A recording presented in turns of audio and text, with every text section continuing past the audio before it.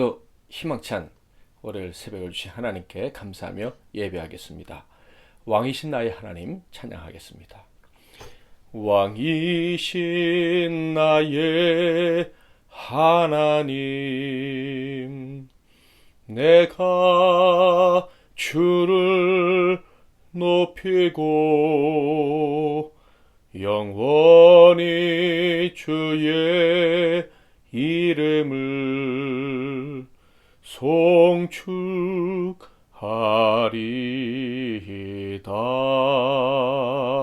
왕이신 나의 하나님, 내가 주를 높이고 영원히 주의 이름을 송축하리이다.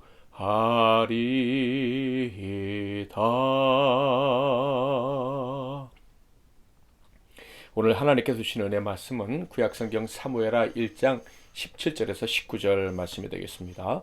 사무엘하 1장 17절에서 19절 말씀을 봉독해 드리겠습니다. 다윗이 이 슬픈 노래로 사울과 그의 아들 요나단을 조상하고 명령하여 그것을 유다 족속에게 가르치라 하였으니 곧 활노래라 야살의 책에 기록되었을 때 이스라엘아 내 영광이 산 위에서 죽임을 당하였도다. 오호라 두 용사가 엎드러졌도다. 아멘. 오늘은 미래를 여는 일꾼의 마음, 미래를 여는 일꾼의 마음이란 제목으로 하나님 말씀을 상고하겠습니다. 지난 한 주간, 곧 고난 주간에 우리는 사무엘상에 기록된 다윗의 여정을 묵상했었습니다. 그런데 놀랍게도 다윗의 그 어려움, 그 고난의 여정이 예수님의 고난 주간의 여정과 참 많이 닮아 있다, 비슷하다라는 것을 발견할 수 있었죠. 그런데 오늘 다윗은 사울이 죽고 그가 왕이 될 수 있는 기회를 잡았을 때 이야기를 살펴보게 될 텐데, 바로 그때 다윗의 태도가 또 예수님과 매우 비슷하다는 것을 우리에게 보여줍니다. 바로 예수님께서 예루살렘에 입성하시면서 큰 환영을 받으셨죠. 왕으로 환영을 받으셨는데 예수님이 그때 통곡하고 우셨습니다.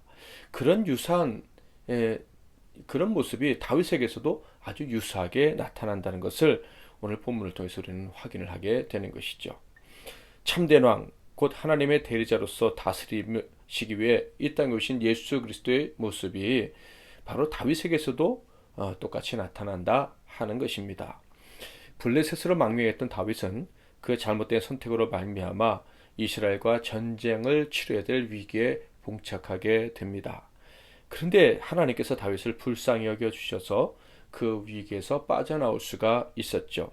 그래서 그에 거쳐 가족들이 기다리는 시글락으로 돌아가게 됩니다. 그런데 위기에서 벗어났다고 안심했던 것도 잠시 시글락에 도착했을 때는 엄청난 비극이 그들을 기다리고 있었습니다. 바로 아말렉에게 가족들이 습격당했고 그 도시는 파괴됐고 그리고 사랑하는 모든 가족들은 포로로 잡혀갔다라는 암울한 현실이었습니다. 그렇지만 그 위기는 곧 복으로 바뀌었죠. 하나님의 언약 때문에 용기를 얻은 다윗이 길을 안내받게 되었기 때문입니다. 하나님께 안내를 받고 다시 아말렉을 쳐들어가서 그들에게서 가족을 되찾아올 수 있었던 것입니다. 가족만 되찾아온 게 아니라 그 전쟁에서 많은 전리품도 얻었죠. 그래서 그의 가족들을 먹여 살릴 수 있을 뿐만 아니라 장차 다윗이 다스리게 될 유다 지파에게 선물을 줄 수 있었죠. 그를 통해서 그는 유다 땅을 그의 통치 기반으로 견고히 만들 수가 있었던 것입니다. 그런데 바로 그 시간에 이스라엘은 블레셋과 길보아에서 벌인 전투에서 완전히 패하고 말았습니다. 그리고 그 전쟁에서 사울과 그의 아들이자 다윗의 둘도 없는 친구였던 요나단이 전사하게 됩니다. 만약 다윗이 아말렉과 전쟁을 치르지 않았더라면, 그러니까 시글락에서 그런 비극적인 일을 다윗이 맞닥뜨리지 않았었더라면 다윗이 어떻게 했을까 혼자 한번 상상을 해봤습니다. 이스라엘이 지고 있다는 이야기를 듣고 전쟁에 참여하지 않았을까라는 생각도 해보았습니다. 하나님께서 그 모든 것을 피하게 하시려고 아말렉과 전투를 치르게 하게 하신 것이 아닌가라는 생각이 듭니다. 그는 아말렉과 전투를 마치고 돌아와서는 애타는 심정으로 길보아 전투의 결과를 기다리고 있었습니다. 사무엘하 1장 1절과 2절을 보겠습니다. 사울이 죽은 후에 다윗이 아말렉 사람을 쳐 죽이고 돌아와 다윗이 시글락에서 이틀을 머물더니 사흘째 되는 날에 한 사람이 사울의 진영에서 나왔는데 그의 옷은 찢어졌고 머리에는 흙이 있더라. 그가 다윗에게 나와 땅에 엎드려 절하매. 자, 전쟁을 마치고 길보아 전투가 어떻게 됐는지 그 소식을 기다리고 있었습니다. 그런데 드디어 소식이 도착을 했는데요. 놀랍게도 그 소식을 전해준 사람은 아말렉 족속 사람이었습니다. 예전에 사울이 살려줬다가 하나님께 책망을 받았던 그 아말렉 사람, 그리고 그 살려줬기 때문에 기가 살아서 다윗의 그 가족들을 공격했다가 다윗에게 처단을 당한 그 아말렉 사람이 그 소식을 전해 온 거예요. 그가 전한 소식은 이랬습니다. 사울과 요나단이 죽었는데 특별히 사울이 전장에서 치명상을 입고 죽어가면서 너무 고통스러우니까 자기를 죽여달라고 해서 자기가 죽였다라는 것입니다. 물론 이것은 거짓이었지요. 사울이 다윗의 원수인 줄 알고 자기가 사울을 죽였다고 하면 다윗에게 포상을 얻을까 하여 이런 거짓말을 했던 것입니다. 자, 그런데 그의 기대와 달리 다윗이 어떻게 반응을 했을까요? 사무엘하 1장 11절 12절 이에 다윗이 자기 옷을 잡아 찢음에 함께 있는 모든 사람도 그리하고 사울과 그의 아들 요나단과 여호와의 백성과 이스라엘 족속이 칼의 죽음으로 말미암아 저녁까지 슬퍼하며 울며 금식하니라. 다윗이 울고 슬퍼했다고 합니다. 분명 다윗은요, 그 소식과 함께 도망자의 삶이 끝났다라고 볼 수도 있는 거예요. 그리고 기름 부음 받은 사람이 이제 없어졌으니 자기가 왕이 될 수 있는 기회가 분명하게 찾아왔다고 생각하고 기뻐할 수도 있었을 것 같아요. 그런데 반대로 그는 옷을 찢고 금식하며 슬퍼했습니다. 심지어 사울 때문에 다윗과 함께 고통했던 사람들마저도 함께 금식하며 슬퍼했다. 이렇게 기록되어져 있어요. 그리고 더 나아가 사울의 죽음으로 상 받을 기회를 잡으려 했던 사람을 처단하게 됩니다. 그런데 그를 처단한 이유가 참으로 놀랍습니다. 사무엘하 1장 14절에서 16절을 볼까요? 다윗이 그에게 이르되 내가 어찌하여 손을 들어 여호와의 기름 부음 받은 자 죽이기를 두려워하지 아니하였느냐 하고 다윗이 청년 중 한 사람을 불러 이르되 가까이 가서 그를 죽이라 하매 그가 침에 곧 죽으니라. 다윗이 그에게 이르기를 내 피가 내 머리로 돌아갈지어다. 내 입이 내게 대하여 증언하기를 내가 여호와의 기름 부음 받은 자를 죽였노라 함이니라 하였더라. 그러니까 하나님의 기름 부음 받은 자를 네가 죽였으니 너는 하나님의 이름으로 처단을 당해야 된다 하면서 그를 처벌한 것입니다. 다윗은요 이렇게 슬퍼했고요. 그리고 심지어 조각까지 만들어서 그를 위해 이스라엘 백성들이 부르도록 만들었습니다. 1장 17절 18절 다윗이 슬픈 노래로 사울과 그의 아들 요나단을 조상하고 명령하여 그것을 유다 족속에게 가르치라 하였으니 곧 활에 놀아라 야살의 책에 기록되었으되. 그 내용은 19절부터 27절까지 아주 긴 내용입니다. 처음 19절과 마지막 부분을 한번 읽어보겠습니다. 19절 이스라엘아 내 영광이 산 위에서 죽임을 당하였도다. 오호라 두 용사가 엎드러졌도다. 25절에서 27절 오호라 두 용사가 전쟁 중에 엎드러졌도다. 요나단이 내 산 위에서 죽임을 당하였도다. 내 형 요나단이여 내가 그대를 애통함은 그대는 내게 심히 아름다움이라 그대가 나를 사랑함이 기하여 여인의 사랑보다 더하였도다. 오호라 두 용사가 엎드러졌으며 싸우는 무기가 망하였도다 하였더라. 정말로 다윗은 두 사람의 죽음을 슬퍼했던 것입니다. 이를 통해 사울은 다윗을 대적했지만 다윗은 절대 사울의 대적이 아니었음을 확실하게 보여주고 있습니다. 자, 그런데 냉정하게 생각해 보면 다윗이 이런 감정적인 상황에 빠질 때가 아니었다라는 것입니다. 그 이유는 사울의 아들 이스보셋이 아직 살아있기 때문이었죠. 사무엘하 2장 8절과 9절을 볼까요? 사울의 군사사령관 넬의 아들 아브넬이 이미 사울의 아들 이스보셋을 데리고 마하나임으로 건너가 길앗과 아술과 이스라엘과 에브라임과 베냐민과 온 이스라엘의 왕으로 삼았더라. 결국 이스보셋이 사울의 뒤를 이어 왕이 된 것입니다. 그리고 이스라엘의 12지파들 중에 유다 지파만 제외하고는 다 이 이스보셋의 편에 서 있었습니다. 게다가 또 다른 위기도 있었죠. 전쟁에서 이긴 블레셋이 다윗이 유다의 왕이 된다면 언제 공격할지 모르는 상황입니다.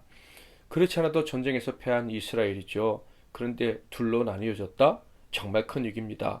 다윗이 빨리 정신을 차려서 둘로 쪼개진 나라를 하나로 만들어야 될 상황입니다. 즉 사울의 그림자를 빨리 지워버리고 기름 부음을 받은 사람은 나다. 사울이 나에게 기름 부었다라고 선포하고 왕권을 강화를 해야 될 상황이었다 하는 거예요. 그런데 다윗은 그런 모습을 보여주지 않고 약한 모습만 보여주고 있는 것 같습니다. 슬퍼하고 있지 않습니까? 그렇다면 다윗은 왜 이런 행동을 했을까요?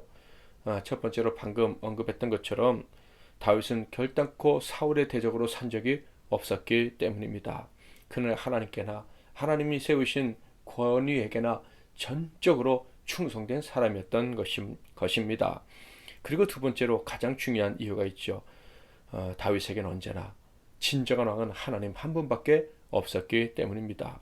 예수님이 우셨던 이유도 마찬가지였습니다. 백성들이 예수님을 왕으로 환영했으나 예수님의 마음은 안타까웠습니다. 왜냐하면 진정한 왕이신 하나님을 환영하지는 않았기 때문입니다. 그래서 하나님과의 참된 관계에서만 주어지는 그 평강, 평화, 에이레네를 그 백성들이 몰랐기 때문에 주님은 탄식하며 오셨던 것입니다. 다윗이 사울의 죽음을 슬퍼하고 자신의 왕위를 견고히 하는 것을 생각지 않았던 이유는 그에게는 오직 하나님 한 분만이 왕이셨기 때문이에요. 그런데 그 왕이신 하나님이 세우신 왕, 그 하나님이 기름 부으신 왕 사울이 죽었기 때문에 그것도 블레셋 더러운 아말렉 그 사람의 손에 죽었다는 소식을 들었기 때문에 다윗이 원통해서 슬피 울었던 것입니다. 분명 다윗은 이 더러운 자 아말렉 사람의 손에 하나님이 세우신 자가 죽었다는 소식을 들었을 때 그의 말이 거짓인지 거짓이 아니었는지 알았는지 정확히는 알 수 없지만 그는 이제 사울이 죽었으니 내가 기름 부음 받은 사람으로서 이스라엘의 미래의 왕이 되겠구나 라는 생각은 조금도 하지 않았던 것 같습니다. 그런 생각은 조금도 떠오르지 않고 오히려 참된 왕이신 하나님께서 모욕을 당했다라는 생각에 분노가 끓어오르던 것 같습니다. 원통함이 치밀어 올랐던 것 같습니다. 자, 그런데요, 놀랍게도 다윗이 약한 모습을 보이며 울며 안타까워했던 것은요, 이스라엘에게도 다윗에게도 결국 유익을 가져다 주는 것이었습니다. 첫 번째로 나라가 극도로 분열될 위기를 막아준 것입니다. 그가 지은 애가에서 다윗은 이렇게 노래했었죠. 1장 20절 이 일을 가드에게도 블레셋이죠. 알리지 말며 아스글론 거리에도 전파하지 말지어다. 블레셋 사람들의 딸들이 즐거워할까 할례받지 못한 자의 딸들이 개가를 부를까 염려로다. 사울의 죽음을 적들에게 알리지 말라는 것이었습니다. 당연히 이스라엘 백성들에게도 사울이 죽어서 좋다라는 말 절대 이스라엘 다윗의 측근들이 전하지 않았겠죠. 이를 통해서 적국에게 나라가 분열되지 않았다는 것을 확인시켜 준 것입니다. 다윗이 사울의 죽음을 좋아하지 않았다는 증거를 보이므로 사울 때문에 다윗의 이스라엘이 완전히 분열되고 깨졌다라는 것을 보이지 않았다 하는 거예요. 그리고 무엇보다 이 다윗의 행동은요, 기름 부음 받은 자의 귀중함을 온 백성들이 알도록 하는 교육적인 효과가 있었던 거예요. 이 나라는 하나님의 나라다. 그러므로 하나님께 복종해야 되고 하나님의 기름 부은 자에게 순종해야 된다는 강력한 메시지를 선포하게 된 것이죠. 다윗은 사울처럼 인간 왕권에 집착하지 않았습니다. 원수라도 하나님의 나라에 소속된 자는 누구라도 소중히 여기는 그런 모습을 보여주었습니다.